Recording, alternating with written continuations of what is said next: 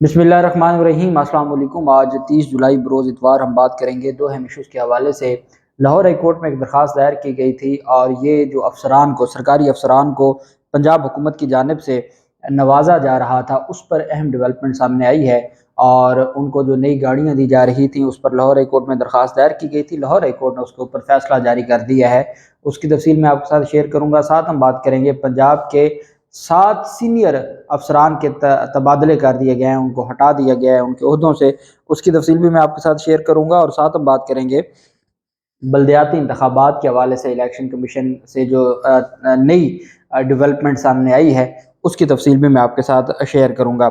सबसे पहले हम बात कर लेते हैं, लाहौर हाई कोर्ट का एक अहम फैसला सामने आया है और लाहौर हाई कोर्ट के उस फैसले में टैक्स से मुतल्लिक ये फ़ैसला है और लाहौर हाई कोर्ट के जो ऑनरेबल जज हैं उनकी जानिब से ये फ़ैसला जारी किया गया। बेसिकली पहले भी इस तरह की पिटीशंस थी जिन पर अदालतों के फ़ैसले आए थे, फिर उसमें मज़ीद दरख्वास्त दायर की गई थी, वजाहत जो अदालत से तलब की गई थी और उस वजाहत में फिर जो लाहौर हाई कोर्ट का फ़ैसला सामने आया है उसमें अहम चीज़ जो है वो ये है कि जब आप वारंटी में कोई भी चीज़ तब्दील करवाते हैं और अगर आपके पास कोई फॉर एग्ज़ाम्पल मोबाइल फ़ोन है और आप वारंटी में है वो मोबाइल फ़ोन और आईफ़ोन है, आपने उसका टैक्स जो है वो भरा हुआ है और आप उसको वारंटी में जब वो तब्दील होके आता है, चूँकि आईफ़ोन है तो वो जब उसमें कोई डिफेक्ट आएगा तो वो फिर ठीक नहीं होता बल्कि वो रिप्लेस होता है, उसकी जगह पर वो नया फ़ोन देते हैं जब तक उसकी वारंटी है।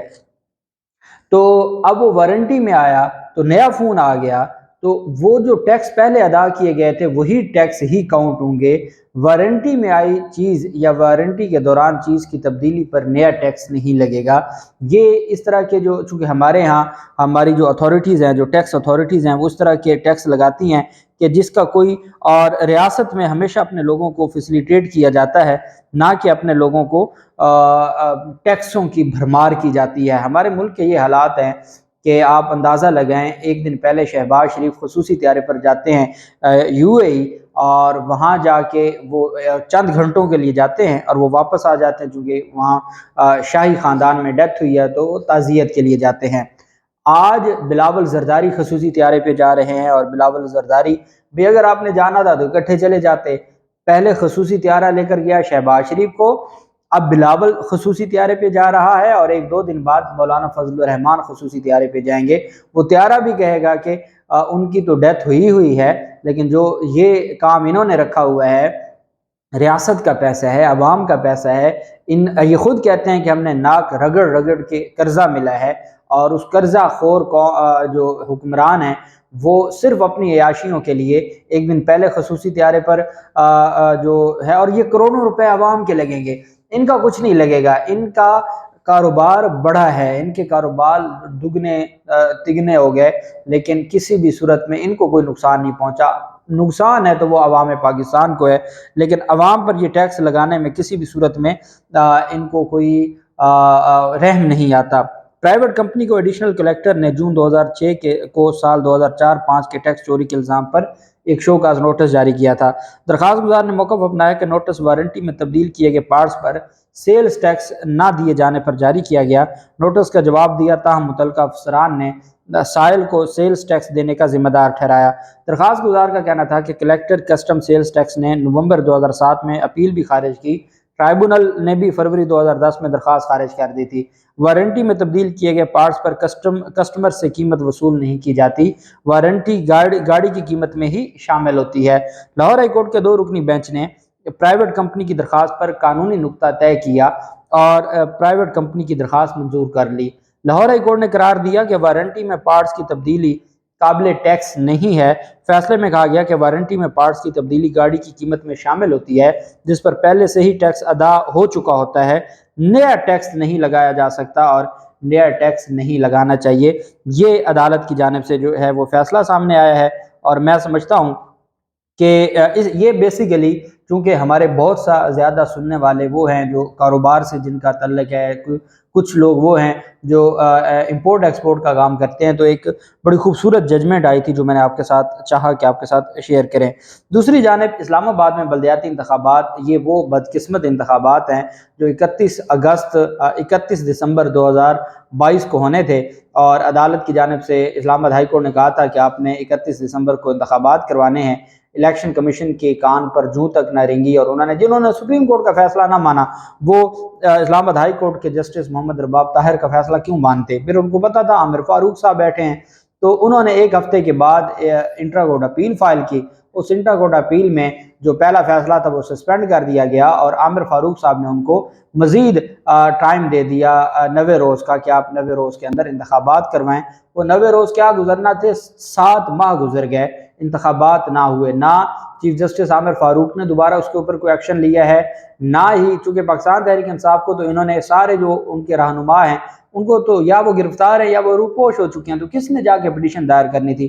پہلے تو علی نواز امان اور پاکستان تحریک انصاف چونکہ تگڑے اس وقت پوزیشن میں تھے، انہوں نے کلین سویپ کرنا تھا اسلام آباد کے بلدیاتی انتخابات میں، تبھی انہوں نے کیا کیا، اگر وہ پہلے 100 یونین کونسل تھی تو 125 یونین کونسل کر دیں، الیکشن کمیشن کو موقع مل گیا اور انتخابات نہ ہوئے۔ اب جو عامر فاروق صاحب ہیں ان کے فیصلے پر بھی عمل درآمد نہیں ہوا، الیکشن کمیشن کمٹمنٹ کر کے بھی انہوں نے انتخابات نہیں کروائے، لیکن مجال ہے کہ ان کے خلاف کارروائی ہو۔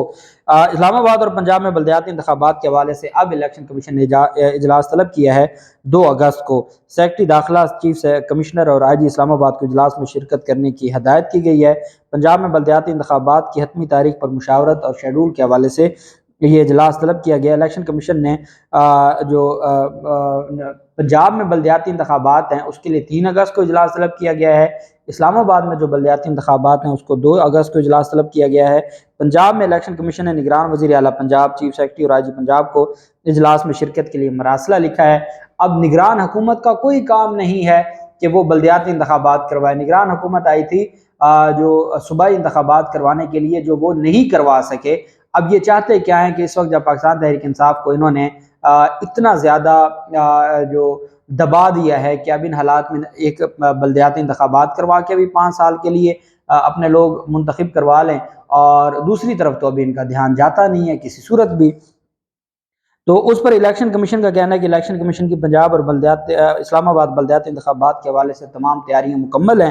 الیکشن کمیشن سٹیک ہولڈرز کی مشاورت سے پنجاب اور اسلام آباد میں بلدیاتی انتخابات کی تاریخ کا اعلان کرے گا۔ اب جب جنرل الیکشن کا ٹائم آ گیا تو جنرل الیکشن کے ٹائم کے وقت اب ان کو خیال آ گیا کہ جی ہمیں تو ہر صورت میں جو انتخابات ہیں وہ بلدیاتی کروانے چاہیے۔ پنجاب میں جب آپ پہلے کہتے تھے کہ جی صوبائی انتخابات الگ نہیں ہونے چاہیے بلکہ اکٹھے انتخابات ہونے چاہیے تاکہ ریاست کا پیسہ نہ لگے، اب وہ انتخابات جو اناؤنس ہونے جا رہے ہیں اور ہر صورت ان کو انتخابات تو کروانے پڑنے ہیں، اب انہوں نے بلدیاتی انتخابات کا شوشہ چھوڑ دیا، اور اس میں بھی جو قانون منتخب حکومت بنا کے گئی تھی کہ ای وی ایم کے ذریعے انتخابات ہوگا، اس کو انہوں نے الیکشن کمیشن ماننے کو تیار نہیں۔ الیکشن کمیشن کہتا ہے 2013 میں شہباز شریف کا بنایا ہوا قانون مانیں گے، 2018 میں کے بعد جو پی ٹی آئی کا 2021 کا قانون ہے اس کو ہم نہیں مانتے اور اس کے اوپر ہم عمل درآمد نہیں ہونے دیں گے۔ اور اس وجہ سے ایک لاہور ہائی کورٹ میں درخواست بھی دائر کروائی گئی ہے نون لیگ کی جانب سے۔ لاہور ہائی کورٹ میں ایک درخواست دائر کی گئی جسٹس رسال حسن سید صاحب کی عدالت میں جو ہے وہ درخواست تھی، اور درخواست گزار نے کہا کہ نگران حکومت صرف روزمرہ کے معمول چلا سکتی ہے، نگران حکومت کے پاس عوامی مینڈیٹ نہیں ہوتا، وہ پبلک فنڈز کو استعمال نہیں کر سکتی۔ عدالت سے استدعا ہے کہ نئی گاڑیوں کی خریداری کا نوٹیفیکیشن کالعدم قرار دے۔ حکومت پنجاب نے اسسٹنٹ کمشنرز، ایڈیشنل کمشنرز اور کمشنرز کے لیے نئی گاڑیوں کے لیے 2 ارب 33 کروڑ روپے کے فنڈز جاری کیے تھے، اور اس پر لاہور ہائی کورٹ میں پہلے بھی درخواست دائر ہوئی تھی۔ اب یہ دوسری درخواست ہے جو دائر کی گئی ہے، اور اس درخواست میں عدالت نے جو فیصلہ جاری کیا ہے، پنجاب حکومت کی طرف سے افسران کو نئی گاڑیاں دینے کے نوٹیفیکیشن کے خلاف لاہور ہائی کورٹ نے درخواست کو قابل سماعت قرار دیتے ہوئے نگران پنجاب حکومت سمیت دیگر کو نوٹس جاری کرتے ہوئے جواب طلب کر لیا۔ عدالت نے درخواست کو اسی نوعیت کی دوسری درخواستوں کے ساتھ یکجا کرنے کی بھی ہدایت کی، جبکہ پنجاب حکومت کے وکیل نے درخواست کے قابل سماعت ہونے پر اعتراض کیا تھا تو لاہور ہائی کورٹ نے اپنے فیصلے میں لکھا کہ نگران پنجاب حکومت کے وکیل کے اعتراض کو مسترد کیا جاتا ہے، درخواست کو قابل سماعت قرار دیا جاتا ہے۔ پہلے جو رپورٹ طلب کی گئی تھی اس میں یہ کہا گیا تھا کہ کس کس سرکاری افسر کے پاس کون سی گاڑیاں ہیں، اور یہ جو نئی گاڑیاں دی جا رہی ہیں یہ کیوں دی جا رہی ہیں، فنڈز کہاں سے لیے جا رہے ہیں، اور یہ کہا تھا کہ جو غریب ملک ہے، جس ملک کو قرضے لے کے چلایا جا رہا ہے، اس کی عیاشیاں اور علل تللوں پر کیسے وہ خرچ کرتے ہیں۔ جیسے میں نے آپ کو بتایا کہ دبئی دوسرا جہاز جا رہا ہے، تیسرا 2 دن بعد پھر جانا ہے مولانا کو لے کے، ان کے پاس کوئی سرکاری عہدہ نہیں ہے، چونکہ وہ پی ڈی ایم کے سربراہ ہیں۔ آصف زرداری باہر جاتے ہیں، وہ بھی خصوصی طیارے پہ جاتے ہیں، اور یہ اس ملک میں کوئی نظام تو بچہ ہی نہیں ہے، اور چونکہ اس وجہ سے نظام نہیں بچا کہ ہماری عدالتیں کام نہیں کر رہی۔ بہرحال نگران پنجاب حکومت سمیت دیگر کو فریق بناتے ہوئے عدالت میں یہ موقف اپنایا تھا کہ عوامی پیسہ عوام کی فلاح و بہبود پر استعمال کیا جاتا ہے، اور نگران حکومت جس کا مینڈیٹ صرف یہ ہوتا ہے کہ وہ انتخابات کروانے کے لیے آئے، وہ کس بنیاد پر اس طرح سے پیسے عوام کا جو پیسہ ہے اس کو اڑایا جا رہا ہے۔